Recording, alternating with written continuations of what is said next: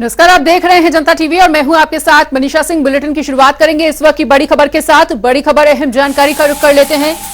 इस वक्त की बड़ी खबर अहम जानकारी आपको बता दें कि 24 के चुनाव को लेकर बीजेपी की तैयारियां जोरों शोरों पर हैं और आपको बता दें कि 14 हारी हुई सीटों पर बीजेपी का मंथन भी जारी है। 14 सीटों पर चुनाव लड़ेंगे कई दिग्गज चेहरे और फिल्मी सितारों को भी मैदान में उतारा जा सकता है बीजेपी के द्वारा।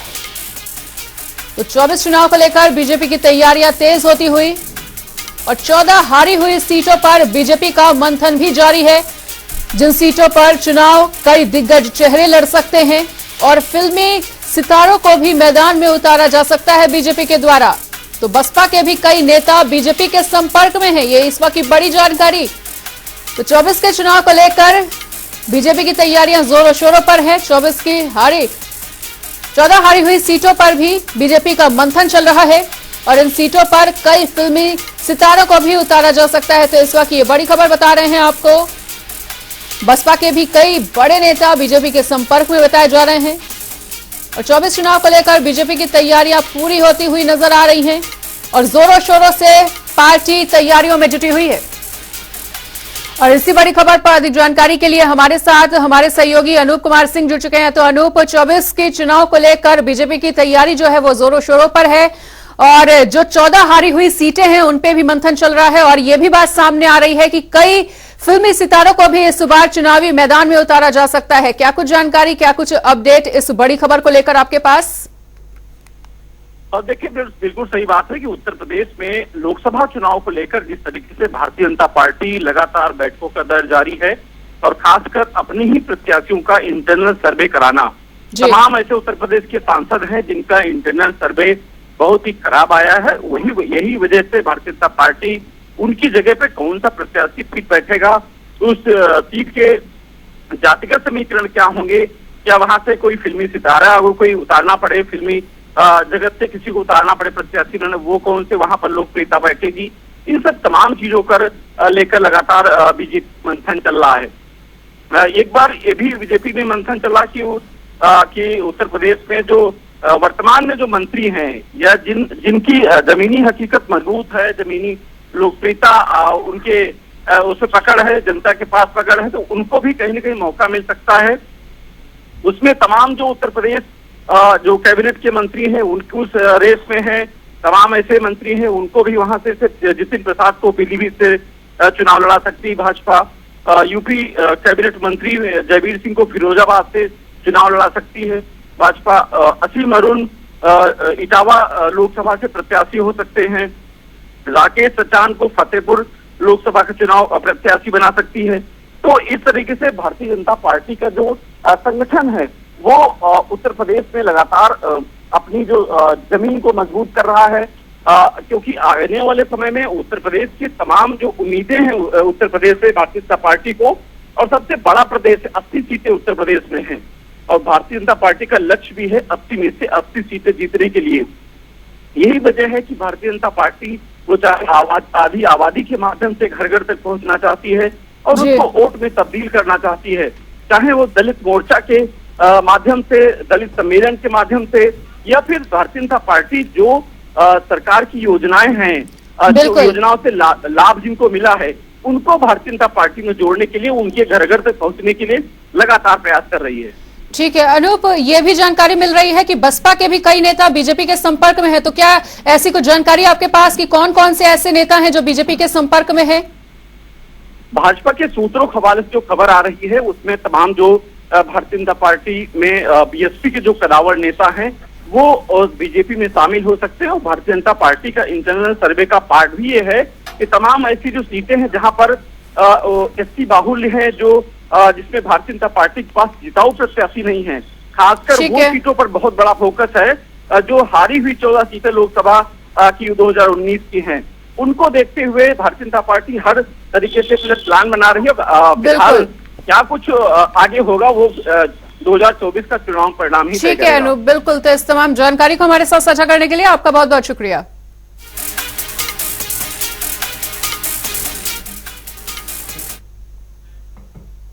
और इसी बीच एक और बड़ी जानकारी का रुख कर लेते हैं। एक और बड़ी खबर सामने आती हुई बड़ी खबर, अहम जानकारी आपको बता रहे हैं। योगी कैबिनेट की आज बैठक है जो कि सीएम योगी आदित्यनाथ की अध्यक्षता में होगी और शाम 4 बजे से लोक भवन में इस बैठक का आयोजन होता हुआ नजर आएगा। कई अहम प्रस्ताव पर भी मुहर लगती हुई नजर आ सकती है इस बैठक में। तो शाम 4 बजे से लोक भवन में ये बैठक आयोजित होगी। सीएम योगी आदित्यनाथ की अध्यक्षता में इस बैठक का आयोजन होना है और लोक भवन में ये बैठक आज शाम 4 बजे होती हुई नजर आएगी। आपको बता दें कि कैबिनेट बैठक है और इस कैबिनेट बैठक में कई अहम प्रस्ताव पर भी मुहर लगेगी।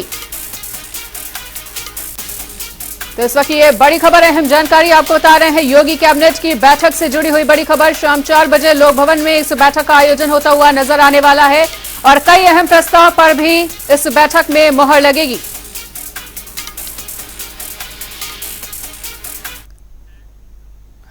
और इसी बीच एक और बड़ी खबर का रुख कर लेते हैं। एक और बड़ी जानकारी आ रही है सामने। बड़ी खबर, अहम जानकारी। 11 दिसंबर को लखनऊ आएंगी राष्ट्रपति द्रौपदी मुर्मू और केजीएमयू के दीक्षांत समारोह में भी शामिल होंगी। तो केजीएमयू प्रशासन ने उन्हें न्योता भेजा है दीक्षांत समारोह में आने के लिए। तो 11 दिसंबर को लखनऊ का दौरा रहने वाला है राष्ट्रपति द्रौपदी मुर्मू का, जो कि केजीएमयू के दीक्षांत समारोह में शामिल होंगी और केजीएमयू प्रशासन ने उन्हें न्योता भेजा है दीक्षांत समारोह में शामिल होने के लिए।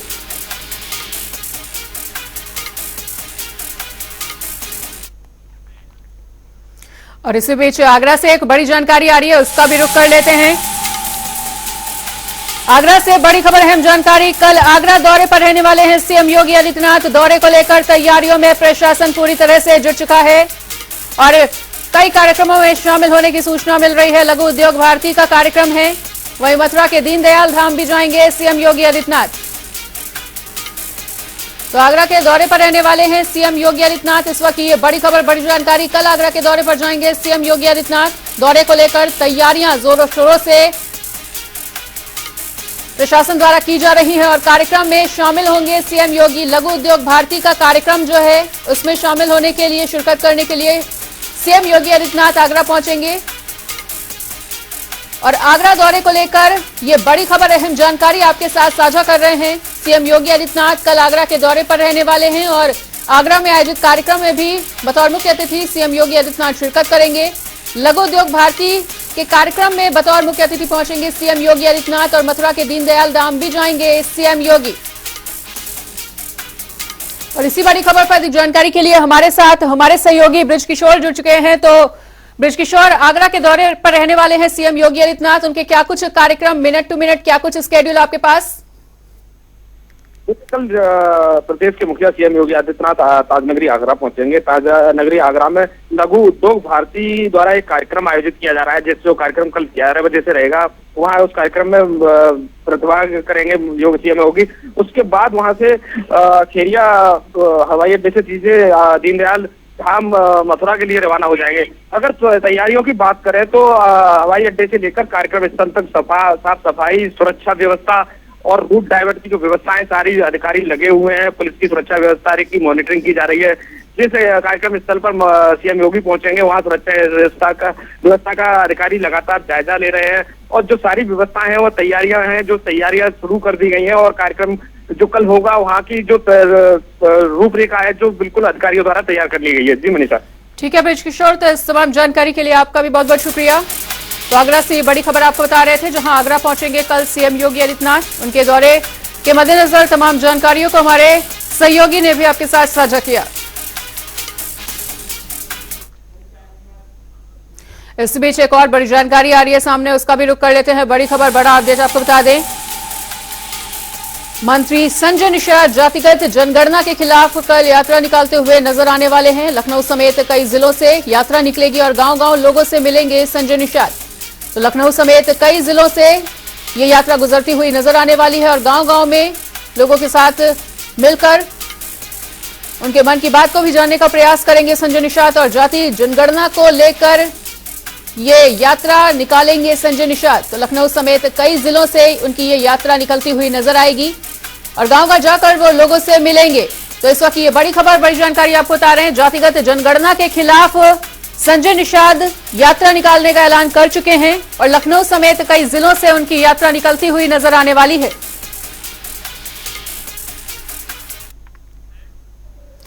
रुक करेंगे अगली खबर का। मुख्यमंत्री योगी का मिशन रोजगार काफी तेजी से आगे बढ़ रहा है और आपको बता दें कि आज सीएम योगी आदित्यनाथ ने 393 होम्योपैथिक फार्मासिस्टों को नियुक्ति पत्र बांटे हैं।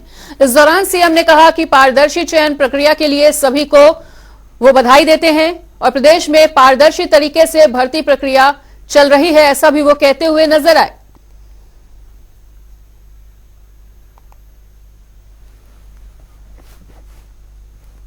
अधीनस्थ सेवा चयन आयोग के एक पारदर्शी और शुचितापूर्ण तरीके से चयन की प्रक्रिया के संपन्न होने और 393 होम्योपैथ फार्मासिस्ट के सफलतम नियुक्ति होने के उपरांत आज नियुक्ति पत्र वितरण के अवसर पर मैं आप सभी नवचयनित होम्योपैथ फार्मासिस्ट को प्रदेश शासन की ओर से हृदय से बधाई देता हूं। उत्तर प्रदेश अधीनस्थ सेवा चयन आयोग को इस पूरी प्रक्रिया को पारदर्शी तरीके से संपन्न करने के लिए हृदय से धन्यवाद भी देता हूं। हम सब जानते हैं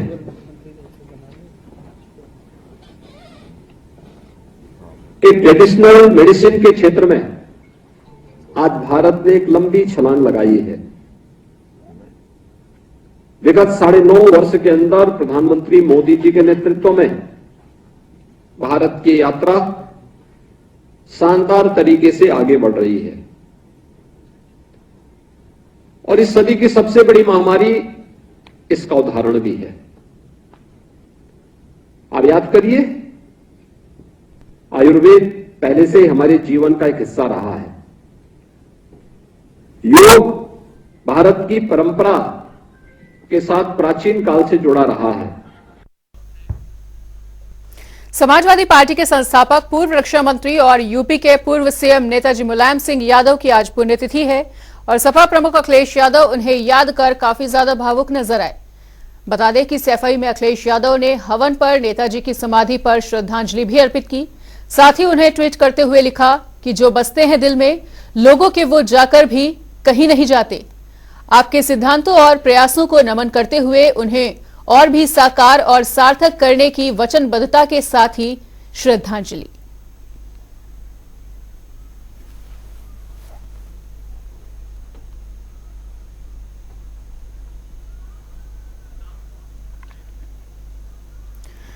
तो आज नेताजी यानी कि मुलायम सिंह यादव की पहली पुण्यतिथि है और इस मौके पर समाजवादी पार्टी के कई दिग्गज नेता सैफई पहुंचे, जहां उन्होंने नेताजी की समाधि पर उन्हें स्मरण करते हुए उन्हें श्रद्धांजलि दी।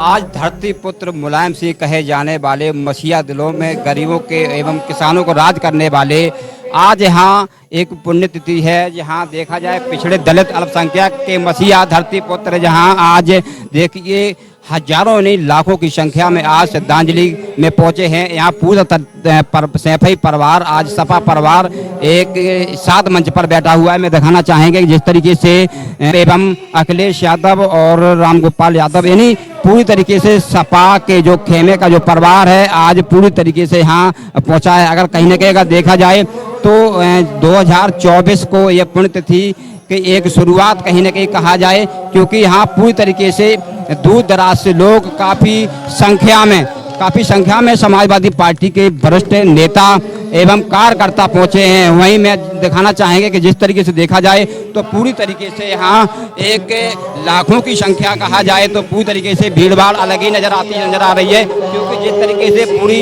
एक यहाँ महफिल जमी हुई है और देखिए जो पूरी तरीके से कार्यकर्ता काफ़ी संख्या में यहाँ पहुँचे हैं। अब देखना होगा कि जिस तरीके से समाजवादी पार्टी की जो एक आज एक नई शुरुआत अगर कहा जाए, क्योंकि 2024 के जिस तरीके से एक शुरुआत की अगर बात की जाए तो मैं अगर दिखाना चाहेंगे कि जिस तरीके से आगरा से कुछ यहाँ समाजवादी पार्टी के कार्यकर्ता पैदल चलकर यहाँ पुण्यतिथि पर आज सैफई पहुंचे हैं। अब देखना होगा कि जिस तरीके से लगातार यहाँ एक काफ़ी संख्या में भीड़ है।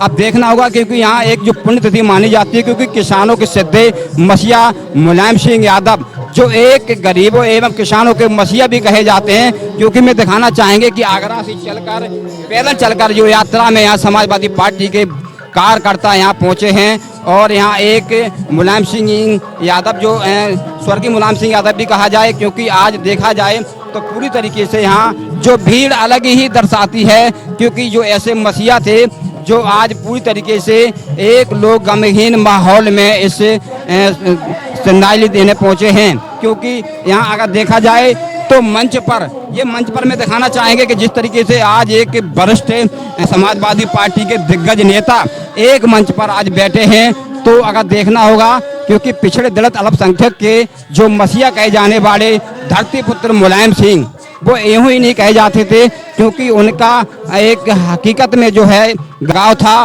किसानों के साथ जो लगाव था, तो आज उसी के लेकर आज पूरी तरीके से यहाँ गमगीन माहौल में आज काफ़ी संख्या में लोग पहुँचे हैं।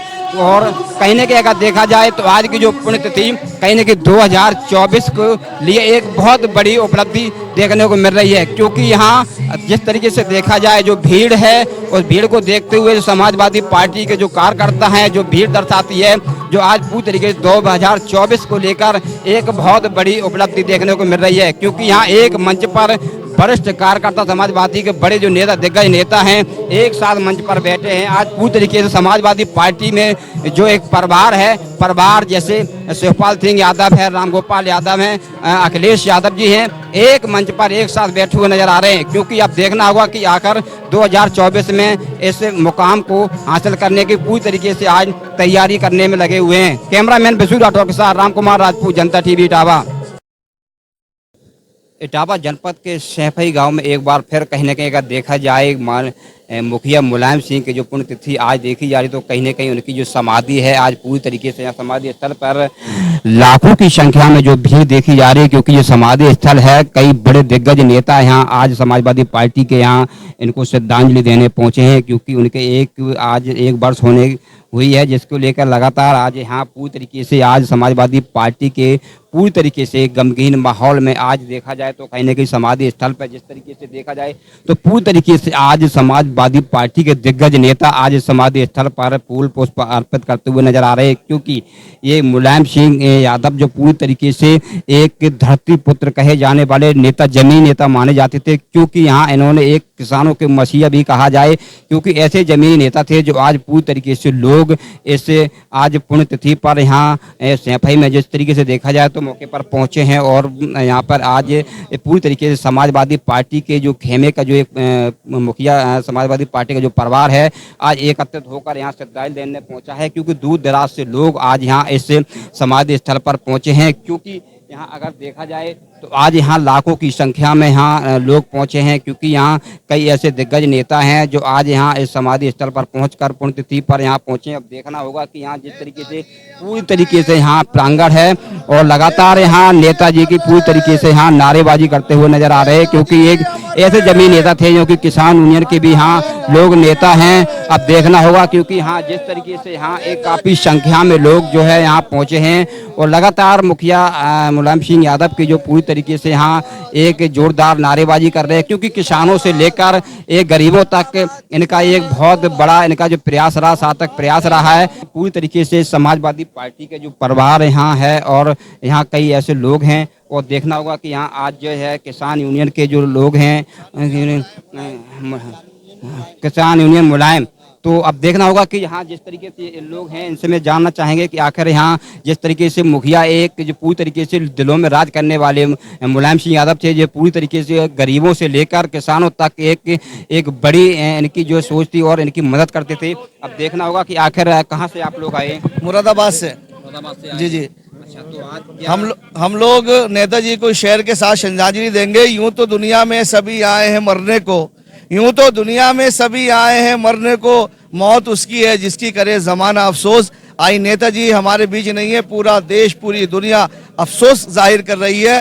भारतीय किसान यूनियन मुलायम माननीय नेताजी को श्रद्धांजलि अर्पित करने के लिए सैफई के गांव में आई है और हम लोगों ने अपने राष्ट्रीय अध्यक्ष मुलायम सिंह यादव जी और हमारे तमाम साथियों के साथ हमने नेताजी को आज श्रद्धांजलि दी है। और आज से भी हमने आगाज किया है कि भारतीय किसान यूनियन मुलायम पूरे देश में नेताजी के सपनों को साकार करेगी। और जो किसानों की बात रह गई थी, जिस किसानों की आवाज को नेताजी ने देश तक पहुंचाया था, उस आवाज को आगे बढ़ाने का काम भारतीय किसान यूनियन मुलायम करेगा। अब देखिए, भारतीय किसान मुलायम का जो कहीं ना कहीं अगर देखा जाए तो पूरी तरीके से आज लोग गमगीन माहौल में हैं और उनको एक श्रद्धांजलि देने पहुंचे, क्योंकि एक ऐसे जमीन नेता माने जाते थे जो आज पूरी तरीके से यहाँ देश के नहीं पूरे दुनिया के लोग उनको जो है आज एक ऐसी स्थिति में लोग उनको नमन करने पहुंचे हैं। राम मंदिर निर्माण के साथ रामलला की मूर्ति निर्माण का कार्य भी तेजी से किया जा रहा है। आपको बता दें कि राम मंदिर में रामलला के 2 विग्रह स्थापित किए जाएंगे। एक विग्रह की स्थापना चल मूर्ति के रूप में तो दूसरे विग्रह की स्थापना अचल मूर्ति के रूप में होगी। रामलला की अचल मूर्ति की कुल ऊंचाई 8.5 फीट होगी। वहीं कर्नाटक और राजस्थान के 3 मूर्तिकार 3 मूर्तियां बना रहे हैं, जिसमें से सबसे अच्छी मूर्ति को भूतल यानी गर्भगृह में प्राण प्रतिष्ठित किया जाएगा।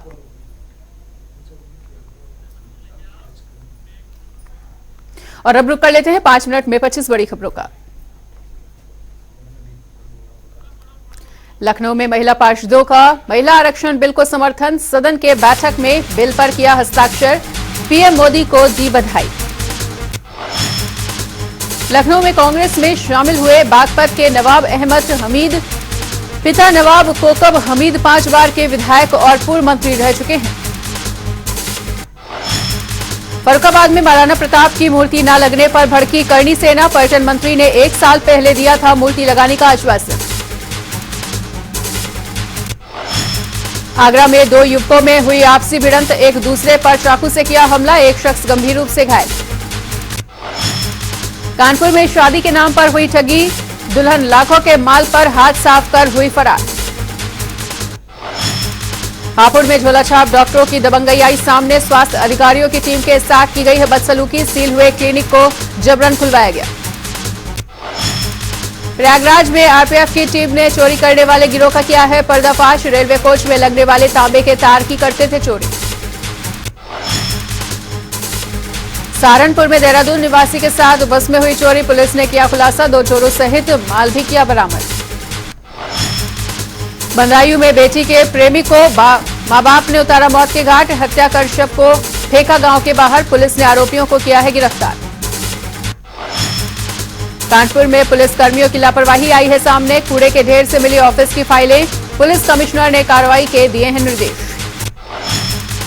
कानपुर में पुलिस को मिली बड़ी कामयाबी, रेलवे स्टेशन से बरामद किया गया शराब से भरा बैग, त्योहार के चलते शहरों में की जानी थी सप्लाई। कानपुर में नगर निगम मुख्यालय में सदन का किया गया आयोजन, शहर के विकास के लिए रखी गई है बैठक। रामपुर में स्वास्थ्य विभाग के महानिदेशक ने जिला अस्पताल का किया औचक निरीक्षण, इमरजेंसी वार्ड का लिया है जायजा।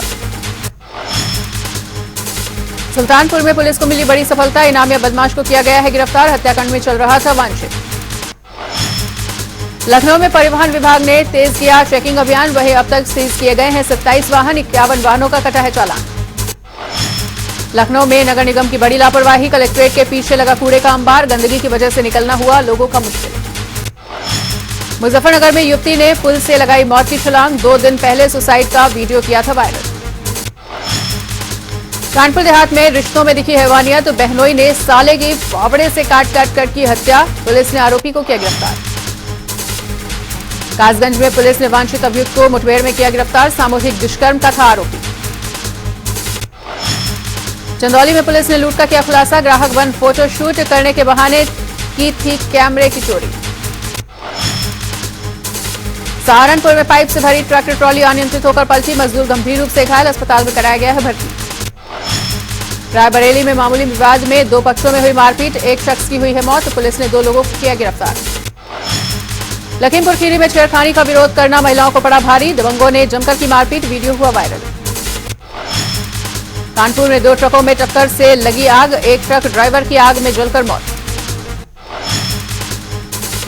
मैनपुरी में प्रदर्शनी का किया गया आयोजन, विभिन्न जन कल्याणकारी योजनाओं के तहत रखा गया है कार्यक्रम। और फिलहाल यहां पर रुकेंगे एक छोटे से ब्रेक के लिए, खबरों का सिलसिला लगातार जारी है, देखते रहिए जनता टीवी।